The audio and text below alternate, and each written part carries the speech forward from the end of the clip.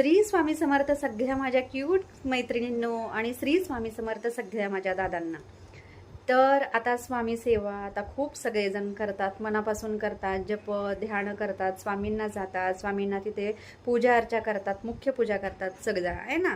आणि अजून काही जणांना माहीत नाही की नक्की स्वामी भक्ती म्हणजे काय.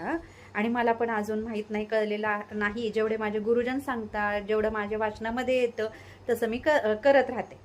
तर काही जणांचं काय मत असतं की हे नित्यपठण का करायचं, नित्य वाचन, नित्य स्वामींची सेवा का करायची. जेवढं आपले गरजा आहेत ना, प्रापंचिक गरजा, जसं की मला घर लागू दे, माझ्या मुलामुलीचं लग्न होऊ दे, माझ्या लग्न झालं तर माझ्या मुलामुलींना मुलं बाळ होऊ दे, ते झालं तर त्यांचा प्रपंच जो आहे संसार तो सुखाचा होऊ दे, भांडण तंटा घरामध्ये काही नको, किंवा आम्हाला एवढी गाडी पाहिजे, एवढा बंगला पाहिजे, आम्हाला एवढा जमीन जुमला पाहिजे, ब्ला ब्ला ब्ला, म्हणजे असं भरपूर काही काही त्यांच्या इच्छा असतात आहे ना. त्यांचे प्रापंचिक माणसाला ह्या इच्छा असणं स्वाभाविक आहे. सर्वसामान्य माणूस आहे ना आपण, म्हणजे जॉब वगैरे लागणं, किंवा माझं लग्न होऊ दे, असं बऱ्याच आता मुलांची लग्न होत नाहीत, लग्न झाले तर ते टिकत नाहीयेत, घटस्फोट होतात, अशा बऱ्याच समस्या असतात. आणि आपल्याला असं वाटतं की देवदेकाचं केल्यानंतर किंवा स्वामींची सेवा केल्यानंतर त्या इच्छा आपल्या पूर्ण होतात. आणि काही जणांना हे अनुभव पण येत असतील, पण त्याच्यानंतर त्यांचा काय प्रश्न असतो की आता झालं ना, माझा अनुभव आता आला मला, आता मला त्याचं फळ मिळालं, आता मी नित्यपठण आणि नित्यसेवा काय करू ना ह्याचा, म्हणजे दररोज वाचन करायची काय गरज आहे, दररोज जपाची माळ घ्यायची हातात काय गरज आहे, आता जेवढे मी पारायण केली त्याचं फळ मला मिळालं. पण तसं नाहीये मैत्रिणींनो. कसं आहे ना, स्वामी बाबा ही आहे ना आपली आई आहे, आणि आईला आपण कधी विसरतो का. आई आपल्यासाठी सतत करत राहणार आणि आपण नुसतं तिचं घ्यायचंच का. तिला काही द्यायचं गरज नाहीये का आपली, म्हणजे तिला आपण देणं भाग आहे ना, की प्रेम देणं भाग आहे. भगवंतानी मग हे सृष्टी निर्माणच कशाला केली ना, त्याला पण प्रेमाची गरज होती, म्हणून हे भक्त सगळे निर्माण केले. आता त्यातले काही भक्त नास्तिक असतात, काही भक्त आस्तिक असतात, पण तो सगळ्यांना सोडतो का, नाही सोडत ना. कधीतरी नास्तिक भक्त हा आस्तिकाकडे वळतोच, त्याला कोणी ना कोणीतरी लाईफमध्ये सापडतच की आस्तिक होतो तो अचानकच, ते त्यालाच कळत नाही कसं होतो. आणि भगवंत काय करतो, 10% म्हणजे 10 व्यक्ती जर निगेटिव्ह असतील, नास्तिक असतील, तर त्यातली एक व्यक्ती त्या घरामध्ये किंवा त्या प्रपंचामध्ये किंवा त्या कुटुंबामध्ये, एरियामध्ये अशी पाठवतो की आस्तिक असते, आणि तर ती एक व्यक्ती आहे ना सगळ्या कुटुंबाला बदलवते, आणि ते जे 8-9 जण असतात ना ते आस्तिक होतात. कळालं का, हे भगवंताची लीला आहे. पण आता सगळ्यांना प्रश्न, जो मेन आपला मुद्दा आहे की दररोज वाचन नित्यपठण काय करायचं. तर हे तुम्ही संसारासाठी सगळं मागता, भगवंत तुम्हाला देतो, योग्य वेळ आल्यानंतर ते सगळं मिळतंच आपल्याला. तर मी एक छोटासा अनुभव इथं मी तुम्हाला सांगते, म्हणजे योग्य वेळ आल्यानंतर आपल्याला अनुभव येतो, आपल्याला सगळं मिळतं ही प्रापंचिक गोष्टी. पण नित्यसेवा नित्यपठण का करायचं ना, मी तुम्हाला एक छोटासा अनुभव सांगते. अक्कलकोटला मी गेले होते, आणि अक्कलकोटला गेल्यानंतर मला तिथे एक लेडीज भेटली. प्रसादाच्या रांगेत, अन्नछत्राच्या रांगेत मी थांबले होते प्रसादासाठी, आणि तिथं बसले मी खाली, आपण रांग मोठी असते म्हणून मी खाली बसले होते. तर तिथे एक लेडीज होती, तर मला बोलली की बाबा तुम्ही हे शूटिंग का करता. तर मी म्हटलं की मला आवडतं शूटिंग वगैरे करायला, स्वामींचं सगळं असं साठवून ठेवायला, आणि माझेच व्हिडिओ मला बघायला आवडतात. आणि बरेच असे भक्त आहेत की व्हिडिओ बघून आहे ना तिथपर्यंत पोहोचतात. म्हणजे बऱ्याच जणांना माहीत नसतं की स्वामींचे मठस्थानं कुठे आहेत, रूमवर कसं यायचं, किती चार्जेस आहेत, कुठे राहायचं, काय काय बघायचं, काही माहीत नसतं. तर हे माझं पॅशन आहे, रील बनवायचं, व्हिडिओ बनवायचे, आणि योग्य ती माहिती दुसऱ्यांपर्यंत पोहोचवायची. कारण का आम्हाला पण असा अनुभव आला होता की आम्हाला एकेकाळी काहीच माहीत नव्हतं अक्कलकोटमधलं, तर आमच्या गुरुजनांनी आम्हाला सांगितलं, काही व्यक्ती होत्या, काही स्वामी सेवक होते, त्यांनी आम्हाला सांगितलं. आणि मला असं वाटतं की ही सगळी माहिती सहजासहजी एकदम सोप्या भाषेत आहे ना आपल्या सगळ्या सेवकांपर्यंत, स्वामी सेवकांपर्यंत, स्वामी भक्तांपर्यंत पोहोचवावी, एवढाच असा निकष हेतू माझ्या चॅनलचा आहे. आणि बरेच असे व्हिडिओ माझे सगळे आध्यात्मिक व्हिडिओ किंवा सगळे यात्रेचे व्हिडिओ, त्याच्यातली सगळी माहिती ही मी पोचवत असते. तर ते बोलले, तर त्या लेडीज बोलल्या मला एक करा ना, एक छोटंसं, मला घेणार का तुम्ही व्हिडिओमध्ये. तर म्हटलं घेते. पण परत तिच्या लक्षात आलं की आपण काय बोलणार आहे, आपला कुठला अनुभव सांगणार आहे. तर त्या बोलल्या व्हिडिओ नको, पण मी माझा अनुभव सांगते, तर सगळ्या भक्तांपर्यंत पोहोचवा, जेणेकरून पण त्यांना पण त्याचा लाभ होईल.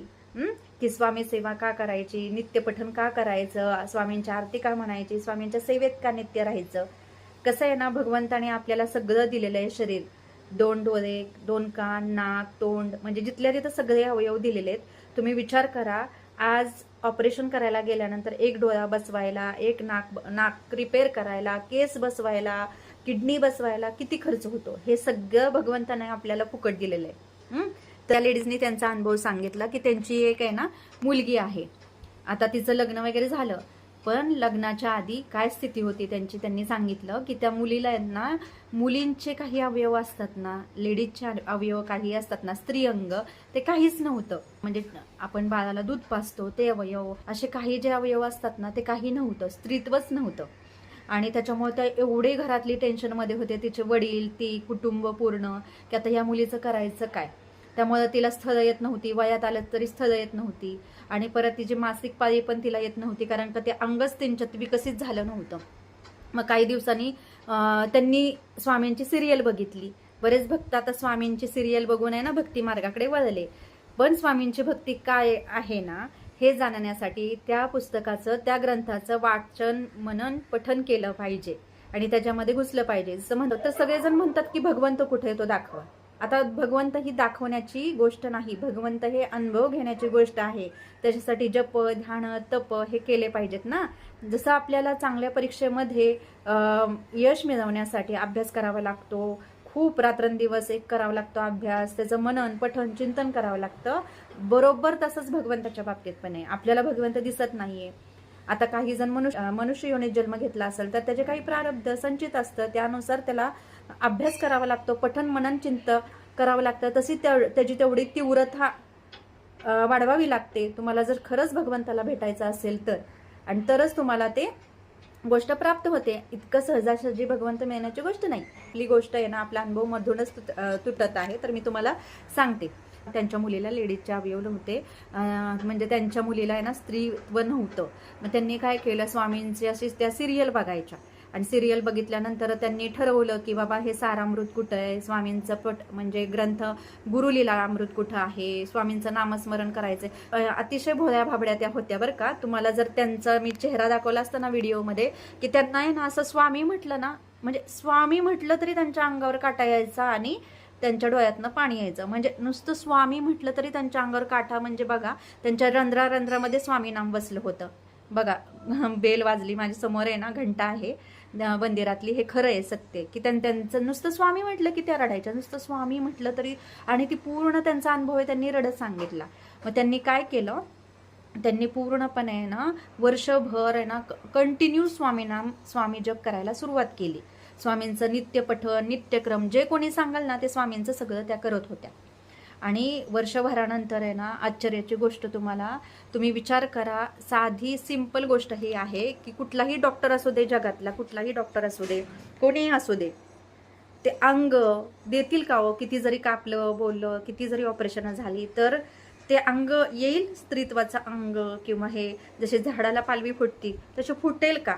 तुम्ही जरा विचार करण्याची गोष्ट आहे की ते स्त्रीत्वाचे अंग आहे ते असे येतील तुम्हाला. तर ते सांगत होते की वर्षभरानंतर माझ्या मुलीमध्ये एवढे बदल झाले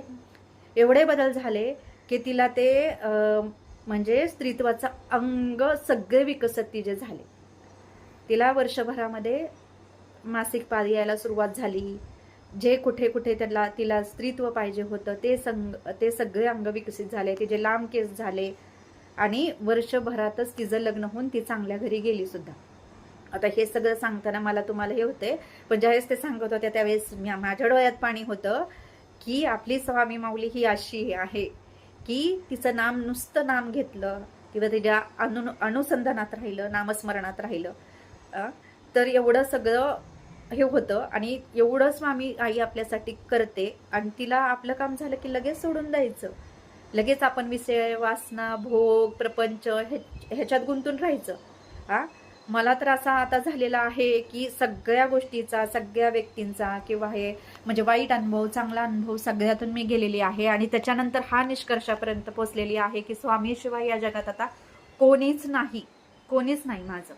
म्हणजे आई वडील, सासू सासरे सगळ्यांकडून, म्हणजे जेवढ्या जवळच्या व्यक्ती आहेत ना, तर त्यांना तुम्ही कितीही आपलं म्हणा, एक मर्यादा असते तोपर्यंत ते तुम्हाला आपलं म्हणतात, त्याच्यानंतर नाही. जी अमर्यादा आहे ना ते म्हणजे स्वामी आहेत, आणि जी अशक्य आहे ना तिथं शक्य करण्यासाठी फक्त स्वामी आहेत बघा. त्यांचा मला अनुभव आला. माझ्या अंगातून आहे ना असे काटे आले होते, माझ्या अंगावर सुद्धा काटा आला होता, डोळ्यातून पाणी येत होतं की झाडाला पालवी फुटावी ना तसे त्या मुलीला आहे ना सगळे अंग विकसित झाले, ते सुद्धा वर्षभराच्या. त्या सांगताना तर एवढ्या रडत होत्या ना अक्षरशः, मला पण आता भरून आलेला आहे म्हणजे. आणि सांगू का नको अनुभव असं वाटत होतं तुम्हाला सगळ्यांना. पण मला असं वाटलं की बऱ्याच जणांचे पण हे प्रॉब्लेम असू शकतात ना, बरेच जण या फेजमधून या परिस्थितीमधून जात असतात. तर मला असं वाटलं मनापासून की हा अनुभव तुम्हाला पण सांगावा. मी सहज बसले होते, माझ्या पण घरात चर्चा चालती की एवढं काय करायचं आहे. काही निगेटिव्ह व्यक्ती असतातच, मला पण बोलणारे असतातच की एवढं काय नित्यपठन आहे, रात्रीचं एवढं, रात्री 3-2 वाजेपर्यंत वाचत बसायचं, एवढं काय.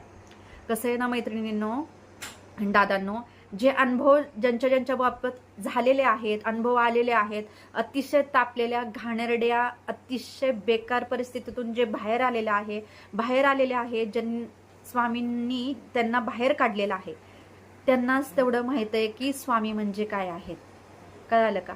मग तुम्ही विचार करा, अशा स्वामींचं नामस्मरण सोडायचं का आणि तात्पुरतं ग्रंथ वाचन आणि नामस्मरण त्यांचं करायचं का? फक्त आपल्या काही प्रापंचिक गोष्टी आहेत, म्हणजे भौतिक जग आहे, त्या भौतिक जगासाठी फक्त तात्पुरता स्वामींचा वापर करायचा.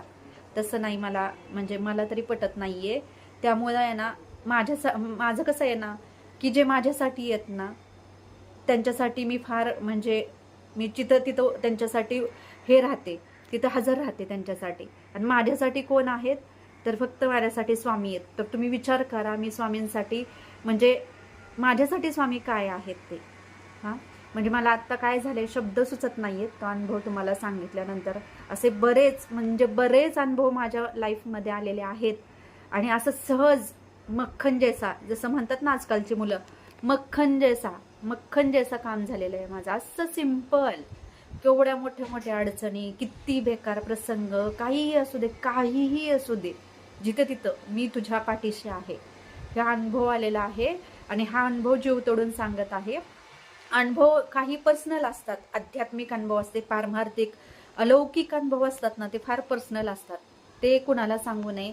पण हे जे अनुभव आहेत ना, ज्याच्यातून दुसऱ्यांचं कल्याण व्हावं आणि दुसरे स्वामी भक्तीत यावे, स्वामींचं नाव त्यांच्या मुखात जावं, त्याच्यासाठी हा अनुभव मी शेअर केलेला आहे. जर माझी काही चूक झाली सांगण्यात तर मला क्षमस्व. तर हा अनुभव तुमच्यापर्यंत पण पोहोचावा म्हणून ही साधी सिंपल अशी आशा होती माझी सांगण्याची, म्हणजे तात्पर्य होतं माझं हा व्हिडिओ बनवण्याचं मागचं. तर सांगा मला मग कमेंट करून की कसा वाटला तुम्हाला अनुभव. तुमचे काही अनुभव असतील तर ते माझ्यापर्यंत शेअर करा, जेणेकरून आपल्या काही सेवक आहेत, आपले काही भक्त आहेत, त्यांच्यापर्यंत ते अनुभव पोचावेत आणि स्वामी सेवा अशीच सगळ्यांच्या हातून व्हावी. स्वामी नाम असंच सगळ्यांच्या मुखात जावं, सगळ्यांचं कल्याण व्हावं, सगळ्यांची दुःख संकटे स्वामींनी दूर करावी.